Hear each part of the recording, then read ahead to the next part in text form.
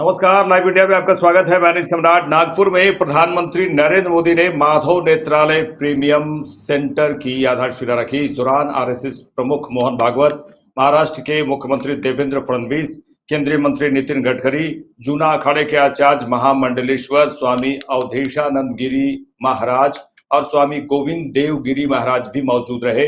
प्रधानमंत्री नरेंद्र मोदी ने कहा कि हमारा शरीर परोपकार के लिए ही है, सेवा के लिए ही है, और जब ये सेवा संस्कारों में आ जाती है तो सेवा ही साधना बन जाती है। यही साधना तो हर एक स्वयं सेवक के जीवन की प्राणवायु होती है। यह सेवा, संस्कार, यह साधना, यह प्राणवायु पीढ़ी दर पीढ़ी हर स्वयं सेवक को तप तपस्या के लिए प्रेरित कर रही है।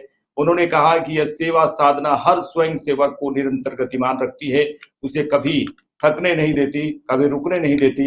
हम देव से देश और राम से राष्ट्र के जीवन मंत्र को लेकर चले। साथियों, हमारे यहां कहा गया है, परोपकाराय फलंति वृक्षाः, परोपकाराय वहन्ति नद्यः, परोपकाराय दुहन्ति गावः, परोपकारार्थमिदं शरीरम। हमारा शरीर परोपकार के लिए ही है, सेवा के लिए ही है। और जब ये सेवा संस्कारों में आ जाती है तो सेवा ही साधना बन जाती है। यही साधना तो हर एक स्वयंसेवक के जीवन की प्राणवायु होती है।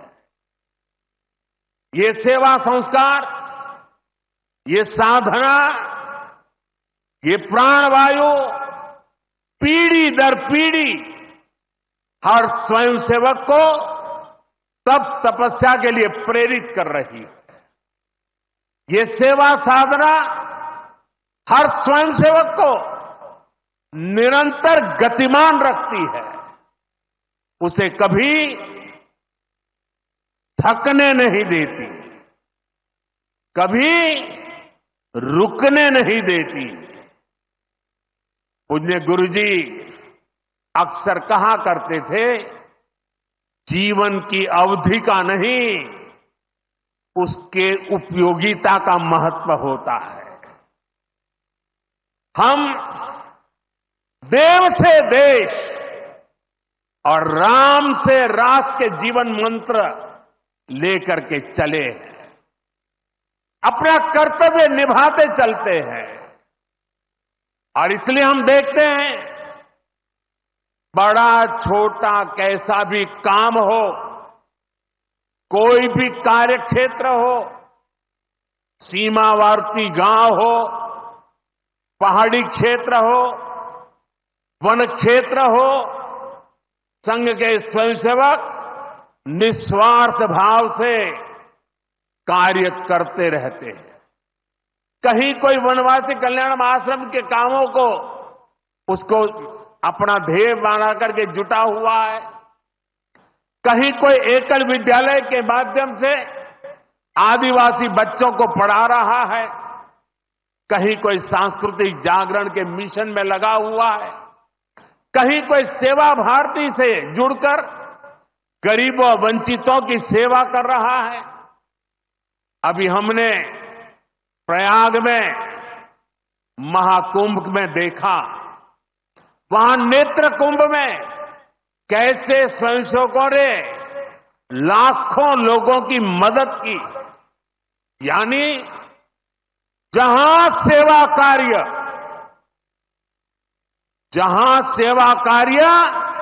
वहां स्वयंसेवक। कहीं कोई आपदा आ जाए, बाढ़ की तबाही हो या भूकंप की विभीषिका हो, स्वयंसेवक एक अनुशासित सिपाही की तरह तुरंत मौके पर पहुंचते हैं। कोई अपनी परेशानी नहीं देखता, अपनी पीड़ा नहीं देखता, बस सेवा भावना से हम काम में जुट जाते हैं। हमारे तो हृदय में बसा है। सेवा है यज्ञकुंड, समीधा सम हम चले। देह महासागर में सरित रूप हम। वसुधैव कुटुंबकम का हमारा मंत्र आज विश्व के कोने कोने में पहुंच रहा है और दुनिया इसे हमारे कार्यों में भी देख रही है, महसूस कर रही है। जब कोविड जैसी महामारी आती है तो भारत विश्व को परिवार मानकर वैक्सीन उपलब्ध करवाता है। दुनिया में कहीं भी प्राकृतिक आपदा हो, भारत पूरे मनोयोग से सेवा के लिए खड़ा होता है। अभी आपने कल ही देखा है, म्यांमार में इतना बड़ा भूकंप आया है। भारत ऑपरेशन ब्रह्मा के तहत वहां के लोगों की मदद के लिए सबसे पहले पहुंच गया है। जब तुर्की में भूकंप आया, जब नेपाल में भूकंप आया, जब मालदीव्स में पानी का संकट आया, भारत ने मदद करने में घड़ी भर की भी देर नहीं की। युद्ध जैसे हालातों में हम दूसरे देशों से नागरिकों को भी सुरक्षित निकाल करके लाते हैं। दुनिया देख रही है, भारत आज जब प्रगति कर रहा है तो पूरे ग्लोब साउथ की आवाज भी बन रहा है। विश्व बंधु की ये भावना हमारे ही संस्कारों का विस्तार है।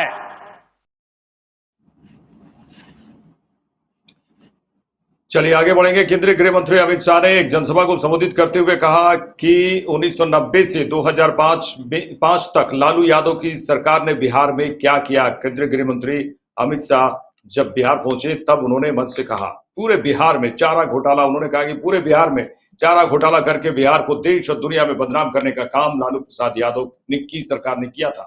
इनकी सरकार को बिहार के इतिहास में हमेशा जंगल राज के रूप में जाना जाएगा। उन्होंने कहा कि नीतीश कुमार के कार्यकाल में हर गांव तक रोड, बिजली और नल से जल पहुंचा है। आज प्रधानमंत्री नरेंद्र मोदी ने घर, शौचालय, पानी, दवाइयां और राशन देकर बिहार के गरीब को आगे बढ़ाने का काम किया है।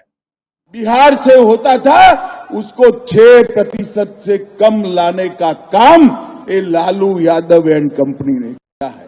मैं आज इस कार्यक्रम के माध्यम से नीतीश जी और बिहार की जनता को कहने आया हूं, इस चुनाव में फिर से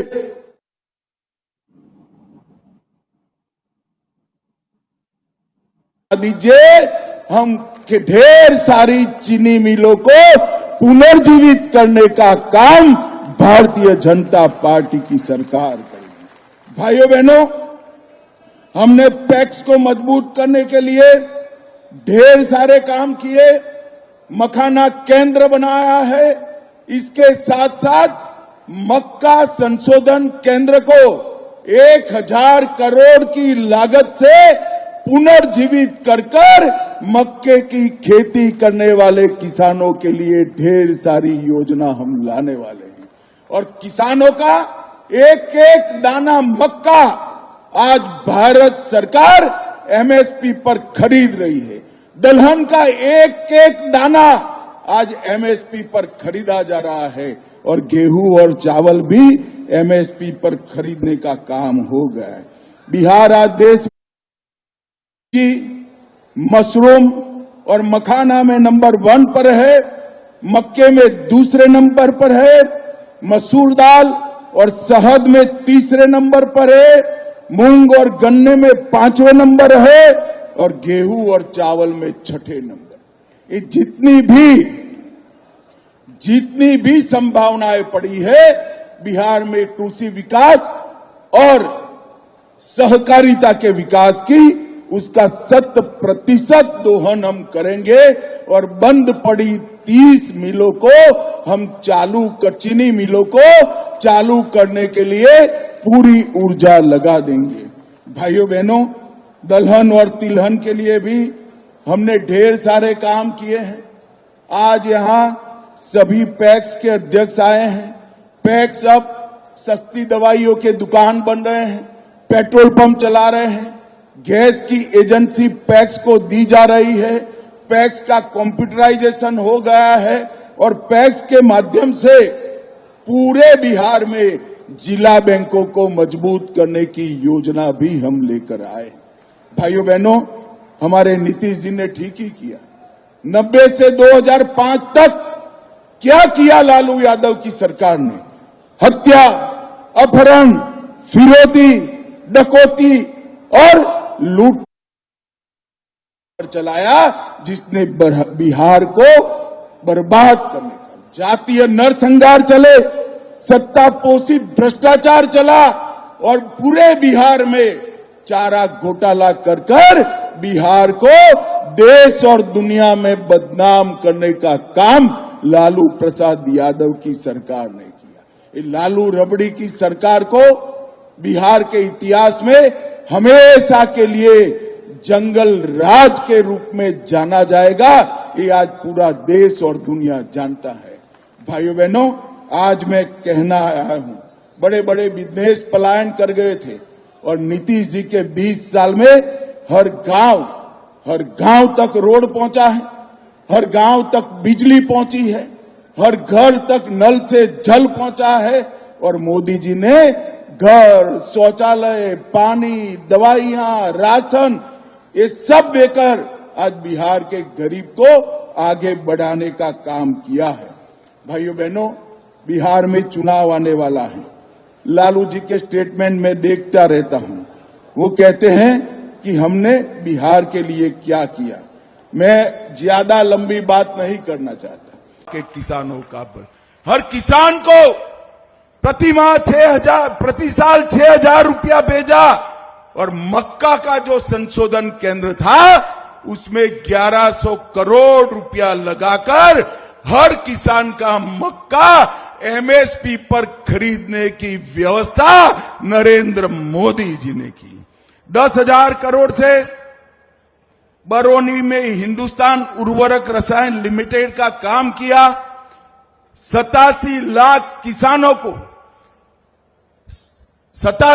किसानों को हर साल 6,000 रुपया दिया। 1,60,00,000 घरों में जल जीवन मिशन से नल से जल पहुंचाया। 3,52,00,000 लोगों को हमने 5 लाख तक के स्वास्थ्य की सुविधाएं दी। 1.5 करोड़ शौचालय बनाए। 9 करोड़ लोगों को हमने हर माह 5 किलो अनाज दिया। और बहनों, जोर से ताली बजाना, 1,17,00,000 बहनों को गैस का सिलेंडर देने का काम ये भारतीय जनता पार्टी की सरकार ने किया। 40 लाख घर बनाए। और आरजेडी थी तब क्या था? रंगदारी, जंगलराज, दबंगई, डकैती, अपहरण, फिरौती, पूरे बिहार को तबाह कर रखा था।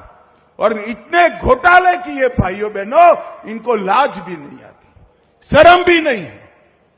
अलकतरा घोटाला किया, बाढ़ राहत घोटाला किया, रेलवे होटल घोटाला किया, मिट्टी घोटाला किया, चारवा विद्यालय घोटाला किया और गौ माता का चारा भी ये लालू जी खा गए। मुझे बताओ भाइयों बहनों, बिहार क्या फिर से अपहरण, हत्या, भय के शासन में जाना चाहता है क्या? जोर से बोलो, जाना चाहता है क्या? बिहार चारा चुराया इसको भूल सकता है क्या? बूथ कैप्चरिंग कर लोकतंत्र को खत्म करने की इनकी साजिश भूल सकता है क्या? और नौकरी के बीच बदले जमीन का षड्यंत्र बिहार भूल सकता है क्या? लालू प्रसाद जी ने एक ही काम किया, अपने परिवार को सेट करने का। लालू के दोनों लाल आज बिहार में मुख्यमंत्री बनने की तैयारी कर रहे हैं।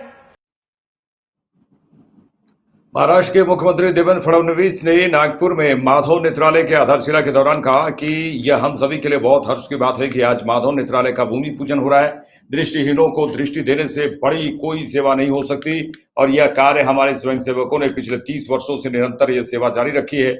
इसमें लगातार इजाफा हो रहा है। माधव नेत्रालय केवल नागपुर और महाराष्ट्र में ही नहीं बल्कि पूरे मध्य भारत के लिए एक महत्वपूर्ण संस्था होने वाली है। हम सभी के लिए ये बहुत ही हर्ष की बात है कि माधव नेत्रालय का आज भूमि पूजन हो रहा है। पिछले कई वर्षों से माधव नेत्र पीढ़ी कार्य कर रही है और कई लोगों के जीवन में प्रकाश लाने का काम इस माधव नेत्र पीढ़ी के माध्यम से लगातार किया गया है। हम सभी लोग जानते हैं कि दृष्टि ये ईश्वर ने दी हुई सबसे बड़ी सौगात है और दृष्टिहीनों को दृष्टि देना इससे और बड़ी कोई भी सेवा नहीं हो सकती। और हमारे स्वयंसेवकों ने पिछले 30 वर्षों से निरंतर ये सेवा जारी रखी है और इसमें लगातार इजाफा भी हो रहा है। जैसा हम जानते हैं कि आज देश के अंदर बहुत बड़े पैमाने पर नेत्र सेवा में कार्य की आवश्यकता है और विशेष रूप से अब जब बहुत बड़े पैमाने पर नेत्रदान होने लगा है, लोग केवल संकल्प नहीं लेते तो अपना नेत्रदान भी करते हैं। ऐसे समय ये बहुत आवश्यक है कि इस प्रकार की संस्थाएं हमारे देश में और प्रदेश में खड़ी हो। और मैं ऐसा मानता हूं कि माधव नेत्रालय ये केवल नागपुर, विदर्भ या महाराष्ट्र के लिए नहीं है तो पूरे मध्य भारत के लिए एक बहुत महत्वपूर्ण संस्था होने वाली है, जिसके कारण कई लोगों को दृष्टि दोष से मुक्ति मिलेगी, कई लोगों को दृष्टि मिलेगी, कई लोगों को ये जो भगवान ने दिया हुआ आशीर्वाद है ये प्राप्त हो पाएगा। मैं इसीलिए माधव नेत्रालय के सभी संचालकों को बहुत बहुत शुभकामनाएं देता हूं। ये ईश्वर का कार्य आपने हाथ में लिया है, इसलिए इसको निश्चित रूप से पूरा करते हुए सेवा का ये कार्य अविरत चलता रहेगा, ऐसी शुभकामनाएं देता हूं। और इस अच्छे कार्य में मुझे भी आपने सम्मिलित किया, इसलिए आपका बहुत बहुत आभार व्यक्त करता हूं। फिर एक बार हम सभी की ओर से हमारे भारत सरकार के प्रधानमंत्री और अखिल विश्व में जो सर्वाधिक लोकप्रिय नेता है ऐसे हमारे नरेंद्र भाई मोदी जी का आप सभी की ओर से बहुत बहुत स्वागत करता हूं, अभिनंदन करता हूं और अपने शब्दों को विराम देता हूं। धन्यवाद। जय हिंद, जय महाराष्ट्र।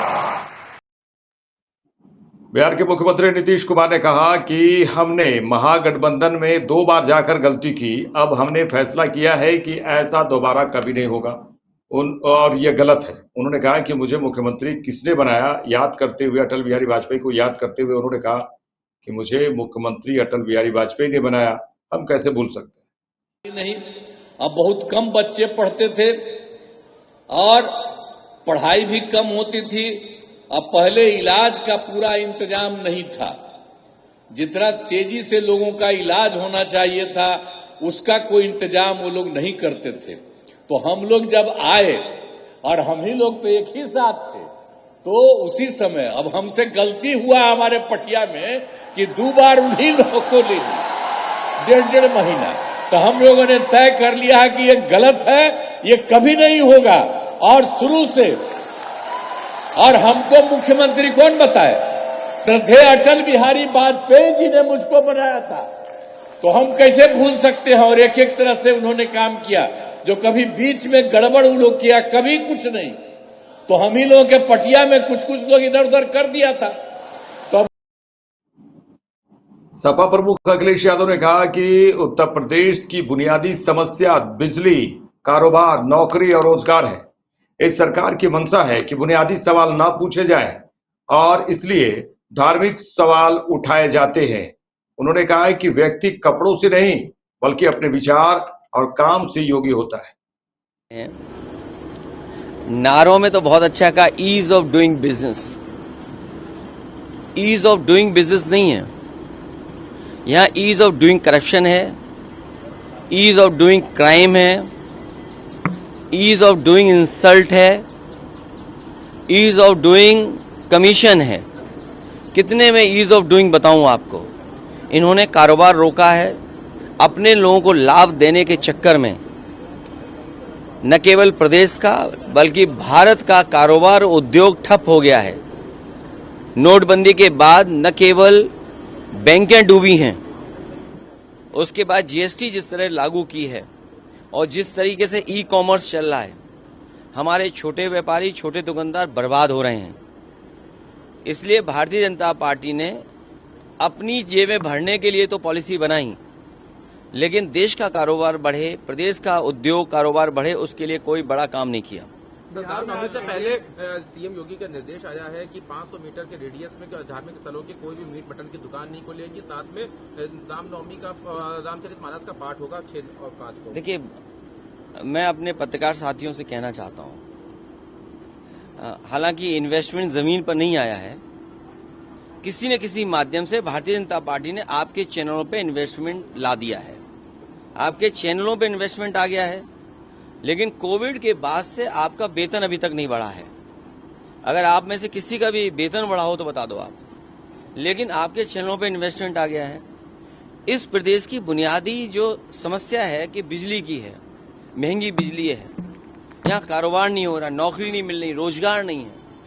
और फिर जो आपने बड़ा सपना दिखाया था 40 लाख करोड़ एमओयू, कम से कम ट्रांसपेरेंसी, ये जो कहते हैं ना जीरो टॉलरेंस, हम ट्रांसपेरेंट गवर्नमेंट चला रहे हैं, हमारे अंदर ट्रांसपेरेंसी है। तो कम से कम 40 लाख करोड़ में कितना इन्वेस्टमेंट जमीन पे आया है और उस इन्वेस्टमेंट से कितने लोगों को नौकरी रोजगार मिला है, कम से कम ये तो बता दें। इसलिए इस सरकार की जो नीयत है, जो मंशा है, जो उनका फोकस है, जो उनकी स्ट्रेटेजी है, वो ये है कि बुनियादी सवाल न पूछे जाएं, बुनियादी सवालों पर चर्चा न हो। इसीलिए धार्मिक ये सवाल उठाए जाते हैं। और सच्चाई ये है, कोई भी कपड़े पहनने से योगी नहीं बन जाता है, कोई भी वस्त्र पहनने से योगी नहीं बन जाता है। विचार से योगी होता है, अपने काम से योगी होता है। बीजेपी सांसद रवि किशन ने कहा कि मैं पूरे देश को रामनवमी और नवरात्रि की शुभकामनाएं दे रहा हूं। मैं सभी राम भक्तों को बधाई देता हूं। उन्होंने कहा कि ईद भी आ रही है, सभी लोग प्रेम से ईद मनाएंगे, उसमें हिंदू भी साथ देंगे। कानून व्यवस्था के साथ सभी जनमानस को चलना चाहिए, क्योंकि देश कानून और संविधान से चलता है। मैं समस्त भारत को, गोरखपुर, उत्तर प्रदेश, हमारे भोजपुरिया समाज, मेरे फैंस को मैं सांसद रवि किशन शुक्ल रामनवमी की ढेर सारी शुभकामनाएं, नवरात्र की ढेर सारी, जितनी माँ बहने और पुरुष व्रती हैं सबको प्रणाम। हम भी व्रत रख रहे हैं, आज हमारा भी पहला दिन है। बहुत सारा साधुवाद सबको। माई आप लोगों के सब मनोकामना पूर्ण करे, यह कामना बढ़ता। राम जन्मभूमि में बड़ी संख्या में लोग अयोध्या जा रहे हैं, भाई यही तो अयोध्या बनाने का कारण यही था कि 100 करोड़ हिंदू जाएं। जब महाकुंभ में 67 करोड़ ने स्नान किया, वो सब लोग अयोध्या भी आए स्नान करने, और उसके बाद बाबा विश्वनाथ भी गए। तो मैं सभी राम भक्तों को बोलूंगा, जय श्री राम। आप लोगों के प्रभु राम, मर्यादा पुरुषोत्तम राम, आप लोगों की हर मनोकामना को पूर्ण करे। योगी सरकार ने जो है मांस की दुकानों को बंद करने का देखिए, पूज्य महाराज जी की सोच रहेगी, हमारा पवित्र ये पूजा पाठ का समय है, और उसमें मुझे पूरा पता है मुस्लिम भाई भी इसको मानते हैं कि अगर हम लोग नवरात्र रख रहे हैं तो उन सब पवित्र चीजों में सब लोग साथ देंगे। महाराज जी एक मुख्यमंत्री के रूप में उनका आदेश देने का, निर्देश देने का जो धर्म है उसका पालन करते हैं। और जितने मुसलमान समुदाय भी या हिंदू समुदाय जो धंधा पानी मांस मछली का कर रहे हैं, वो लोग भी इसका प्रिकॉशन लेंगे, जैसे कि लिया जा रहा है। आप लोग देख रहे हैं, होली में भी मुस्लिम समुदाय ने भी पूरा साथ दिया और सब शांतिपूर्वक। विरोधी इस पर क्या बोलते हैं, उनको ज्यादा तकलीफ होती है। मुस्लिम समुदाय वो सब लोग प्रेम से 17 से दंगे बंद हो गए, तो आप जो भी फेसबुक पर और सोशल मीडिया पे देखते हैं, ये विपक्षी के द्वारा, उनके IT सेल द्वारा फैलाई हुई एक अफवाह होती है। अफवाहों में आप लोग कभी ना उलझे, प्रेम से सब धर्म अपना मनाए। अब ईद भी आ रही है, सभी लोग ईद भी प्रेम से मनाएंगे, इसमें हिंदू भी साथ देंगे। जैसा कि सब कुछ महाराज जी ने कहा, मुख्यमंत्री के रूप में उनके आदेश और निर्देश का पालन 25 करोड़ की आबादी करती है।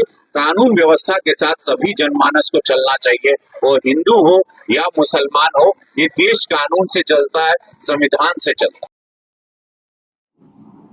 मेरे साथ इस बुलेटिन में इतना ही। देश दुनिया के तमाम खबरों के लिए देखते रहिए लाइव इंडिया। नमस्कार।